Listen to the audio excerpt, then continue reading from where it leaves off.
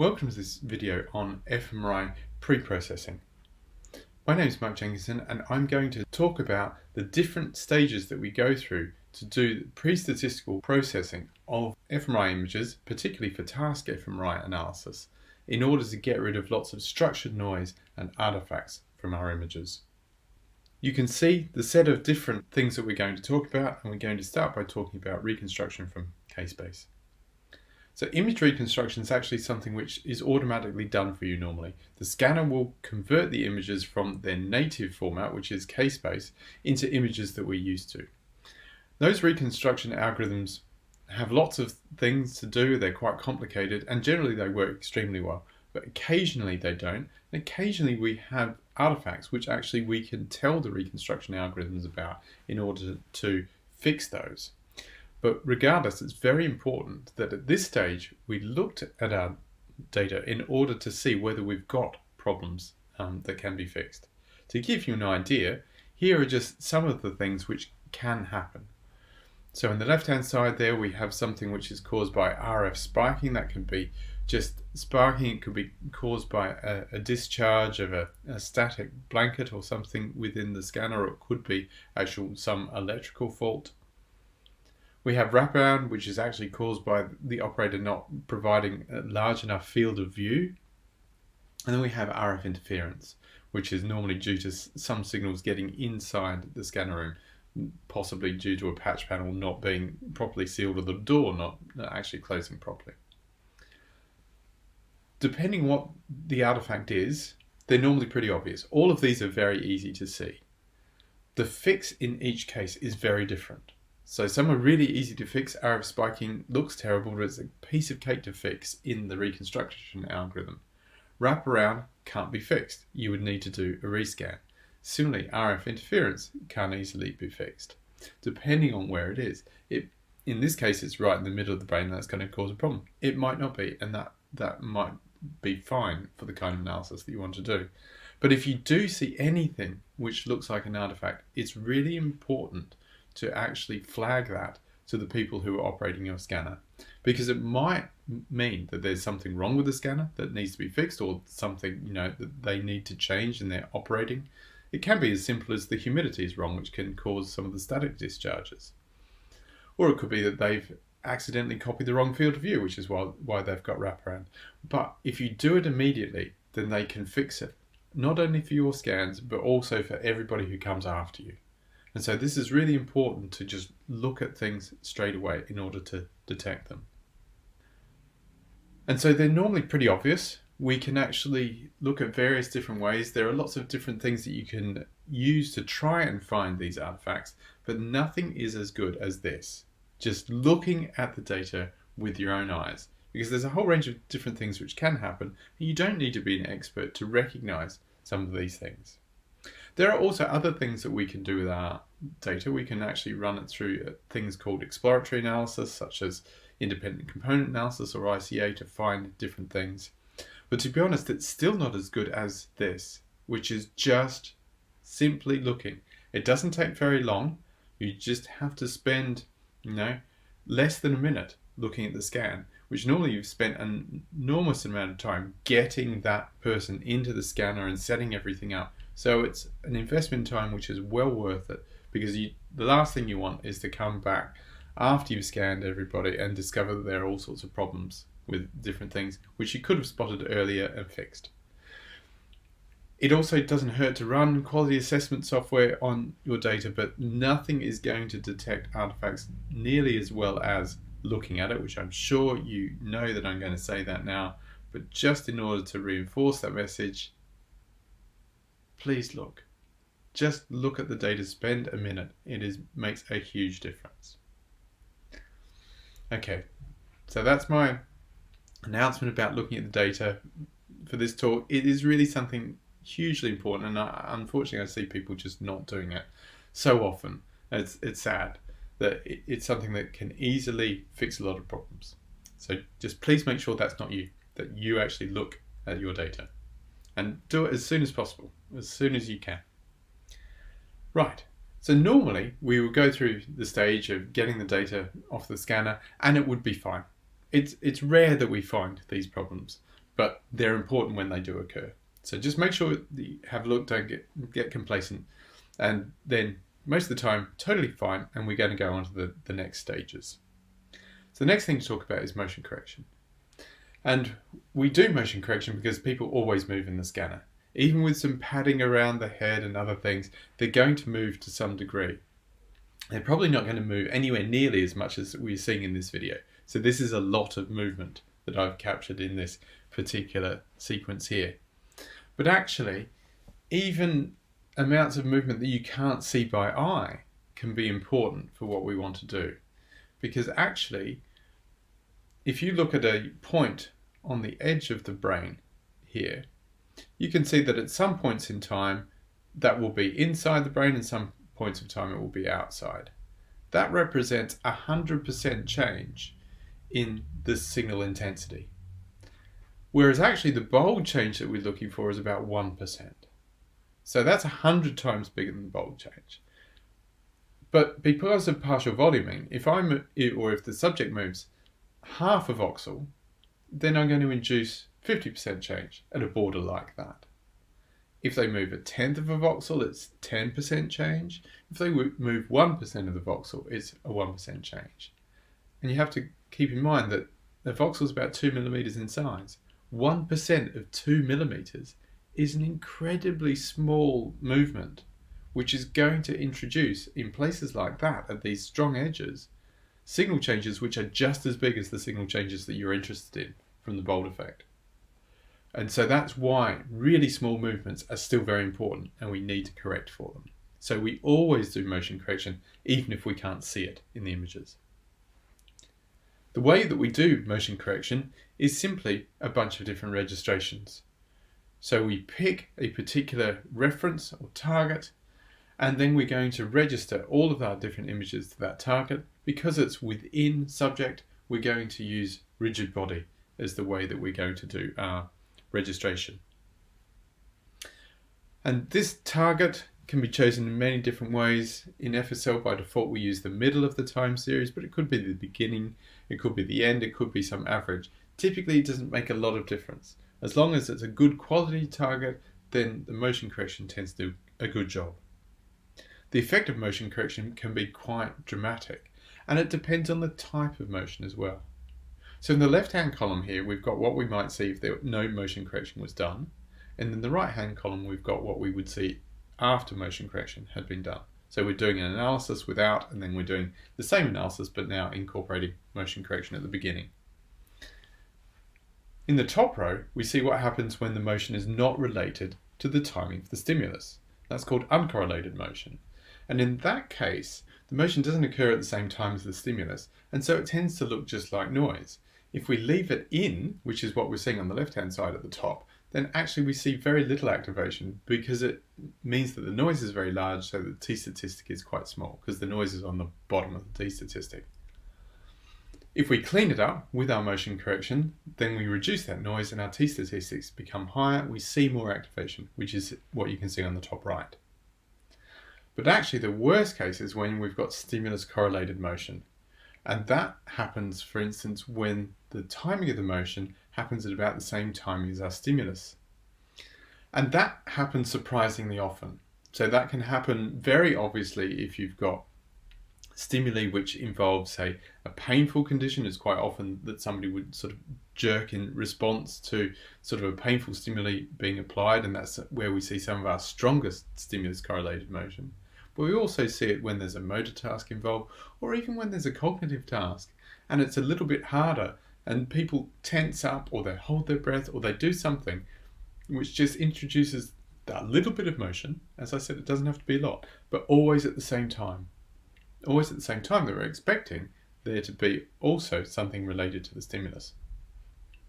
And so if we don't do anything about that, the timing of those intensity changes due to motion looks the same as our predicted response. It looks the same as the kind of timing changes that we would see due to stimulus-induced activity. And so because of that, it's interpreted as signal, and it actually increases the t-statistics artificially. And so we see a lot of false positives. And that's what we can see on the bottom left.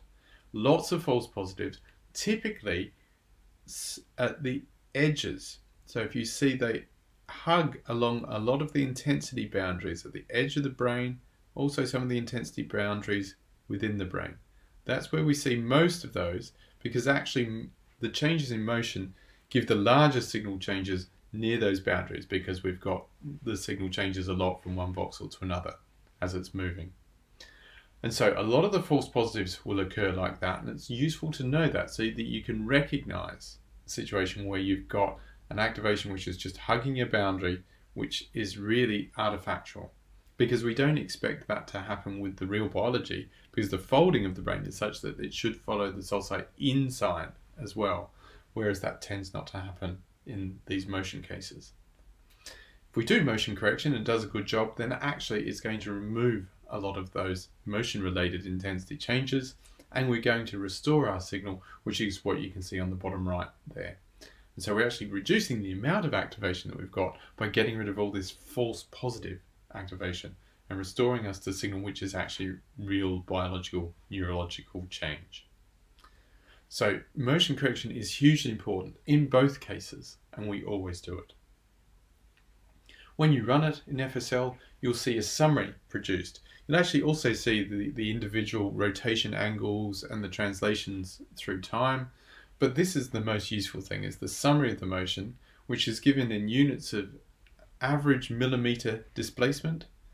And there's either a relative graph, which is in green here, which is along the bottom, or an absolute one. The difference is simply what is the reference. In the relative, we're looking at how much motion there is from one time point to the next time point. In the absolute, we're looking at how much motion there was between one time point and our reference time point, which for FSL is the middle of the time series. So you can see in this case the red plot goes down to 0 in the middle. And the green plot, the relative one, shows sharp changes more often. It shows the quick changes and not so much the slow ones. The red shows both sharp changes and slow drifts which occur over time. Normally the sharper changes give us the most signal change, they're the most problematic, and so they're useful to look at to see whether they align with the timing of your stimulus. So that's basically motion correction and why we always do it. The next thing that we want to take care of is slice timing, particularly taking care of the fact that we don't acquire all of the brain at one time. So here is an illustration of the fact that we are getting fMRI scans one slice at a time. It might be that we are doing an interleave sequence like you can see here. So we're getting all of the odd slices and then filling in all the even slices, or it could just be sequential, just 1, 2, 3. That could start at the bottom like this, or it could start at the top and come down. All of these are very common, and in fact now there's an even more common one, which is multi-slice excitation, so simultaneous multi-slice or multi-band acquisitions, where they actually get several slices at a time. So you might get 3 or 4 or maybe even 6 slices at once, and then fill in a different set of 6 slices which are slightly shifted, and so on, until you've covered all of the slices that you wanted to get. Regardless of which it is, we never get all of the slices at exactly the same time. And that is something that we need to take account of when we're doing our analysis. So if we don't do any adjustment, then we are in this situation. If we've got 2 different slices, here we've got the interleaved one, slice 9 and slice 10 would be acquired about half a TR apart in this case. And so if our TR is 3 seconds, that's the repetition time, the time it takes to acquire one volume of our fMRI, then we've got a timing difference of 1.5 seconds between these 2 different slices. And that's enough for the HRF to be significantly different over that period of time. So if we don't consider this at all, then we would generally build a model so that things would look exactly the same at the different slices in terms of what the model would be. But our data doesn't look like that. So even though the same activation would be happening in a certain region at the same real time, in terms of the acquisition timing, where it's locked to the TR, we see it differently. And so we would see in this case slice 9 peaks earlier than slice 10. Not because it actually happened quicker, but just the fact that the acquisition of that slice was 1.5 seconds earlier than the acquisition of slice 10. So one of the things that we can do to try and compensate for this is to shift the data to try and get consistency between our data and our model. So we keep the model the same, it's consistent between slices, and we shift the data to try and make the timing consistent for that data. And that's called slice timing correction.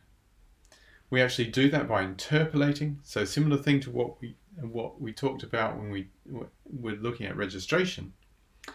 In this case, we're interpolating in time and not in space, but the concept is the same. We want to shift it by a certain amount. We don't have the values at every point in time, so we interpolate the values by doing something like this. And that would create our interpolated version of that signal. But you can see that that's actually not exactly a great representation of that signal, because our timing sampling is not brilliant. It's sort of bigger than we'd ideally like it to be. And so interpolation, like it did in space, introduces some degradation of that quality. And you can see that the shape there has been changed. So there's some disadvantage to shifting the data in this way. An alternative is we shift the model. So we can shift the model so that the model is now adapted to the timing that we know is going to happen in the slices. And that way we can still expect to have a good match between our model and our data. And that's actually what we recommend. But we recommend doing it in a slightly different way to what you might expect. So we want to shift the model, and we know how much we should shift the model in terms of compensating for the scanner timing effects. But actually, we can have the GLM do that all for us without having to specify. And that's by using a particular trick, which is related to the temporal derivative. So the temporal derivative is simply you take the model, you take the slope at each point, and that's the derivative, and that's what you can see at the bottom here. This is the temporal derivative curve related to this model curve. So whenever the model is going up, we have a positive value in the derivative. Whenever the model is going down, it's negative. If I add or subtract a certain amount of the temporal derivative, it acts the same as shifting that model backwards and forwards in time. Up to a certain point, that approximation breaks down at some point, but it does work nicely for the kinds of shifts that we're expecting. And that's, for those of you that like maths, that's based on a Taylor approximation, which you can see in the bottom left there. If you don't like maths, that's fine, just ignore it. The concept that you need to get across here is that we use the temporal derivative in order to shift our model backwards and forwards in time to compensate for these timing changes due to the scanner acquisition, as well as an extra source of timing change due to the HRF.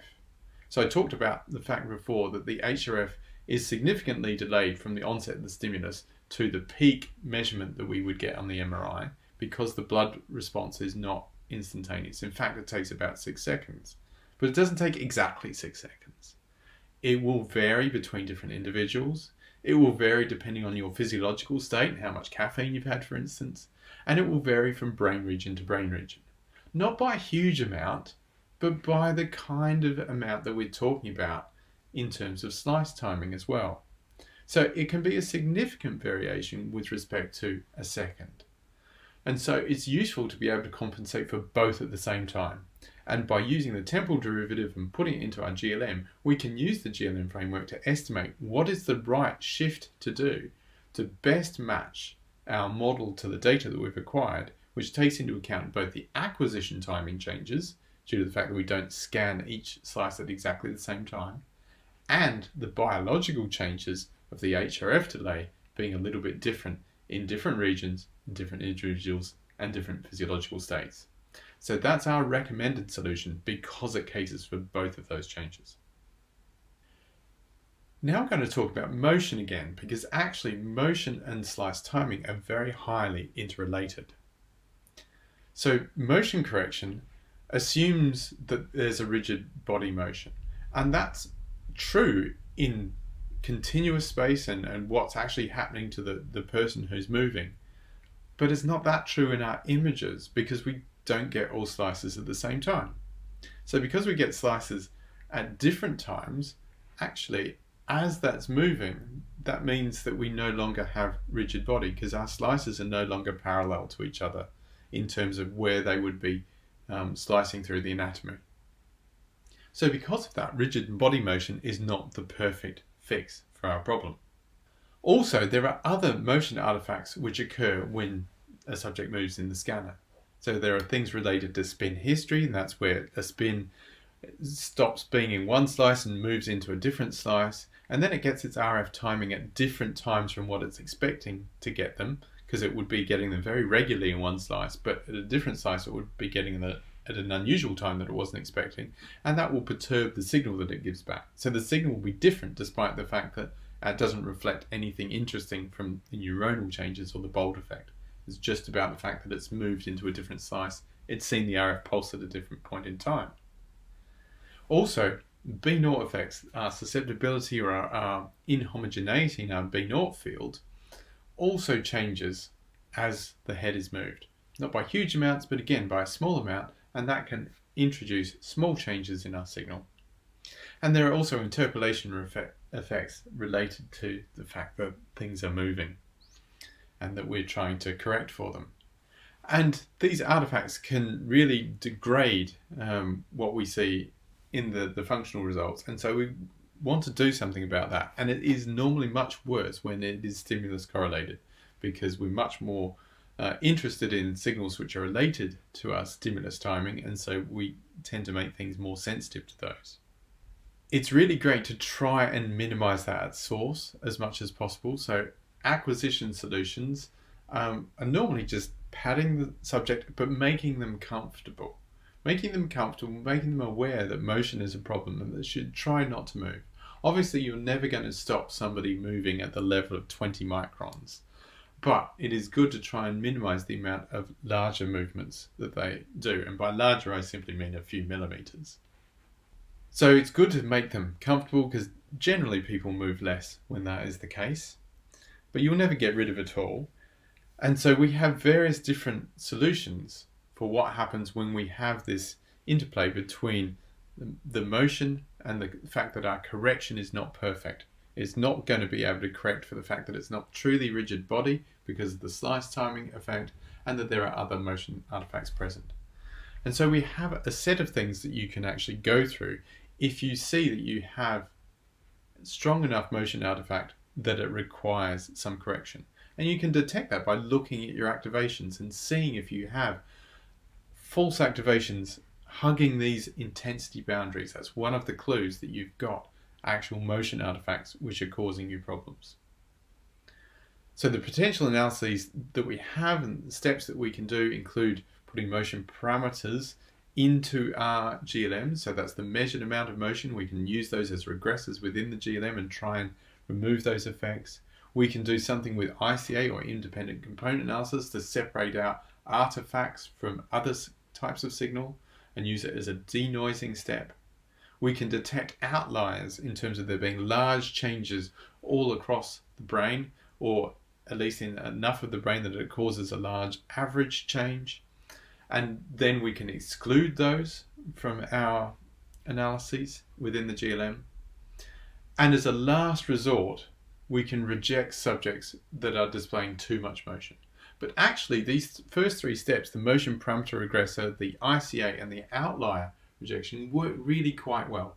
And many studies have been salvaged brilliantly by using these kind of steps in order to reduce the amount of motion which is present. We are getting better and better at doing that. We will cover these in more detail in one of the other talks, but I just wanted to point them out here that we always need to do motion correction, but sometimes we need to go beyond that if we are seeing more artifact present and you know that you have a difficult population where your subjects are going to move. I'm often asked too, how much is too much motion? And there's really no simple rule of thumb which works in this case. I've seen instances where there's been a very small amount of motion and it's caused massive problems. And then I've seen other instances where there's been a huge amount of motion and actually it's been fixed really easily. It depends so much on the nature of your SNR for your acquisition, what the resolution is both in space and in time, what the type of motion is. Is it a sort of shaking of the head motion, or is it a sort of slow drift? Does it occur very regularly with the stimuli? Is it very strongly correlated? All of these have an effect. And so it's very hard to just say how much is too much. You can look at the average motion summary, you can see what that is, but I would not use that as a way of definitely throwing subjects out. I would always try these other steps in order to try and fix the motion artifacts first, because actually many times they can be fixed. And as an absolute last resort, if they don't work, then start rejecting subjects on the basis of that they have too much motion or too much motion artifact that we can't resolve. Okay, so that's the sort of summary of motion correction and slice timing and how they interact with each other. And they are two really important steps in our pre-processing pipeline. And they're the most complicated. The next three steps that we've got are a little bit simpler. So the first of these is spatial filtering. This movie gives you an illustration of what I mean by spatial filtering. It's basically just blurring the image. So this is increasing levels of spatial filtering that have been applied to the original image. And you might think, well, why, if I already don't have a wonderful spatial resolution, would I want to make it worse by blurring an image like this? Well, there are two reasons. The most important one these days is actually that it helps us statistically. We get a little bit of a boost in our signal to noise ratio if the size of the blurring is less than the size of the activation. And that's because averaging noise tends to reduce noise. Averaging signal, as long as signal is always present within the filter, maintains that signal level. If I start averaging signal areas with areas which don't have signal, then I start reducing my signal as well. And that's why large amounts of blurring are problematic. But if you keep the size of your blurring less than the sort of size of activation that you're expecting to see or that you want to see, then actually it's beneficial. The other reason that we sometimes use it is in order to impose a minimum smoothness. And if you're going to use Gaussian random field theory for your thresholding, then that's actually what you need to do. There's a bit of a movement in the field away from using Gaussian random field theory these days, because it's been shown that the approximations aren't as good as we were expecting, and there are other alternatives to using that. So that's not often the reason that we would do it anymore. But if you are going to use that, then it is necessary to use a certain amount of spatial filtering. So spatial filtering will reduce really small activations. So you need to make sure that the filtering is smaller than the activation area that you're interested in. If you're interested in really small things, then actually you're probably better off avoiding spatial filtering entirely. And that is an option which some people take. But you've got to ask the question, have you got enough signal to noise and enough time points to really have enough statistical power still? So the safest option we would generally recommend is doing a small amount of smoothing, because you get those signal to noise benefits and you really don't lose out so much on the small activations. As I said, alternative thresholds and stats are available. So alternatives to Gaussian random field theory, if you want to avoid smoothing entirely. What smoothing does is it's basically a local average. It's a weighted average of the voxels around the voxel that you're interested in. So this happens at every voxel. So every voxel, you take an amount of that central voxel, normally sort of weighted by 1, and then a smaller weight of the surrounding values, as you can see in this matrix here. We would do it in 3D, obviously, for our normal acquisitions. And it's specified by a Gaussian. That's how we actually calculate the values that we're going to use for our weights. And so an illustration of that looks like this. That Gaussian curve there can be characterized by full width at half maximum. So at half the height, half of the peak height, how wide is it? And that's all that this full width half maximum means. And that's the number that we normally use to specify this Gaussian and talk about it. And so that will normally be in the range of a sort of a voxel, a couple of voxels. We normally keep it quite small so that we don't do too much smoothing. It's fairly common to keep it somewhere between 1 and 2 voxels in order to get a little bit of signal to noise benefit, but not degrade your ability to see small activations. In terms of what it looks like in the outputs, this is a movie where we're going through and showing in the top left-hand corner, the green number represents the full width half maximum in terms of millimeters, and you can see how big an effect it has. So if we do 0, then you actually have lots of individual points which are sometimes disconnected from other areas, and they are most likely representing noise. As we increase, they disappear and other things tend to coalesce and get stronger. And at some point, everything moves together and eventually it moves all the way outside the brain when we get to 40. So obviously that's far too much. What is the best amount? That's a judgment call, and there's no right answer to that. We would normally say err on the side of doing a small amount. So 5 here is the kind of level that we would recommend, and that's the default that we have. But we would be very happy with people reducing that even further if they want to play it a little bit safe. And that's generally the better thing to do, unless you know that you're looking for areas which are quite large and that they're going to activate, in which case having a little bit more smoothing can help you statistically. Sometimes people will choose to do that. Temporal filtering is our next step. And that works by looking at the time series within each voxel. And our time series consists of several different things. So here you can see in this time series, there's an overall trend of going up. There's a cyclic pattern of going up and down quite regularly. And there's sort of 5 different peaks here. And there's a very jagged up and down, which happens much faster on top of that. And they represent 3 different characteristic frequencies that we can see within the signal, and they're caused by different things. So the slow change could be caused by a drift in the scanner, and there are certain things like heating up of components which can cause things to drift in time in terms of the intensity that we record for no biological reason, just because the scanner has changed. But there can also be biological reasons. It can be that actually the breathing could cause something like that. Because if the breathing is quite close, the period of your breathing is quite close to the period of the scanning acquisition, then the point in your breath cycle that you get is only ever so slightly different on each TR. And so there's a slow change in terms of how you go through that respiratory cycle over time. And that can look like a slow trend. Same thing can happen for the cardiac cycle. Less common, but both of those things can end up looking like slow changes. It's actually a well-known phenomenon. So respiratory changes, cardiac changes can all look like slow things. Similarly, they can all look like high frequency things as well. So they can look like these rapid wiggles as well. And it's very hard to characterize them because we don't sample quickly enough. If we got samples very quickly, like every 10th of a second, then we'd be able to characterize them better. But typically we don't.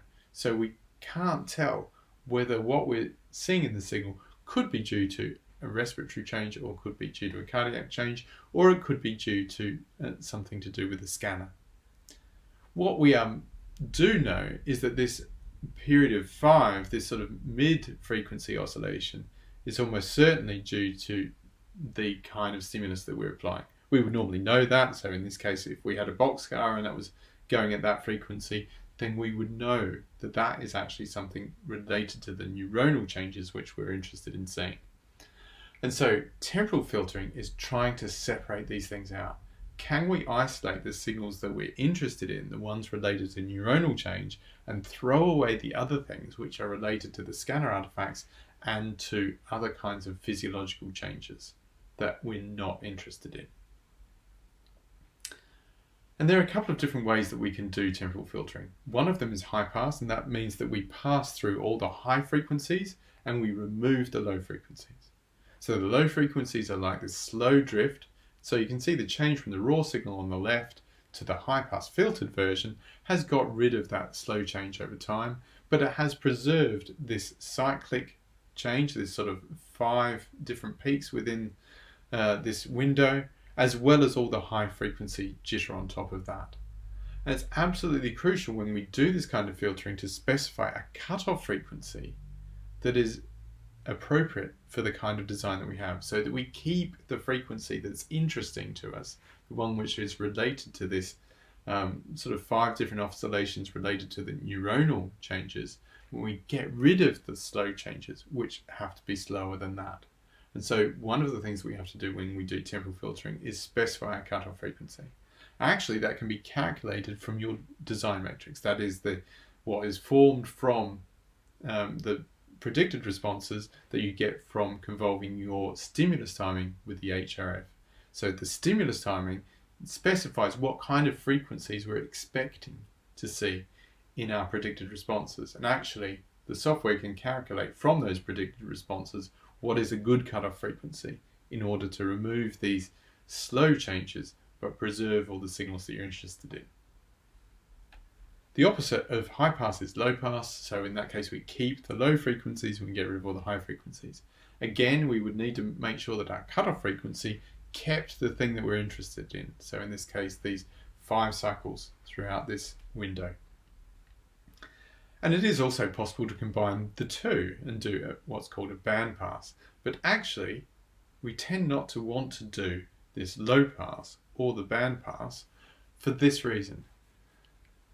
When we have more complicated designs, like a single dense single event model, which is what we've got here, we'd often have different stimuli. So this represents the chain of different stimuli, which are happening at somewhat random intervals. They're normally pseudo-random.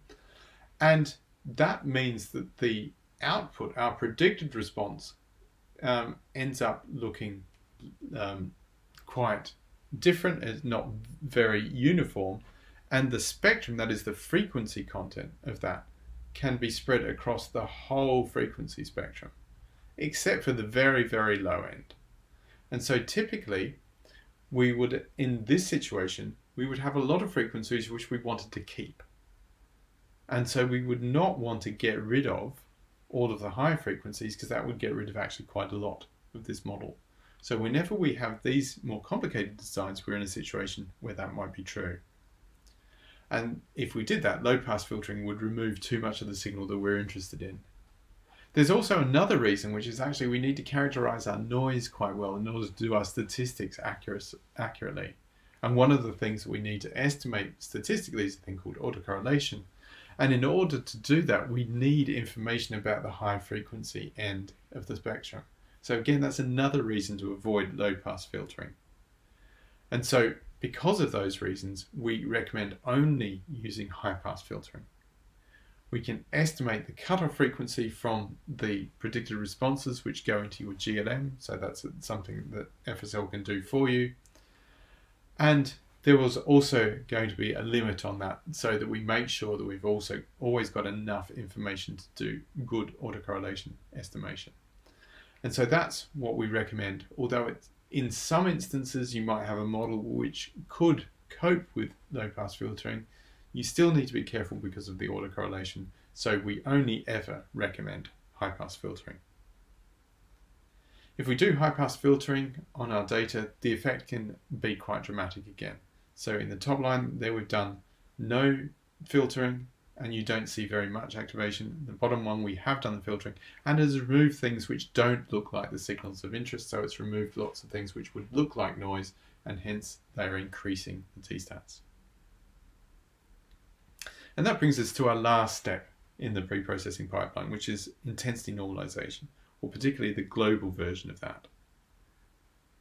So if we scan different subjects, because fMRI is not quantitative, we're going to end up with different mean levels. And the mean level of each subject signal actually has no useful, interesting content in it at all. It's due to lots of different factors which have nothing to do with how the brain is processing the stimulus that you're interested in. So actually, we don't want them to have different mean levels. We want them to be consistent. And so global intensity normalization is about making sure that each subject is consistent whilst retaining all the structure within their data set. So what we actually do is we calculate a mean level across all points in time and all points in space. So it's across all voxels and all points in time. So it's one single number which represents an entire subject's worth of data. And that is represented by this mean level here. We're only showing one time series, but in fact there would be as many as there are voxels for each subject.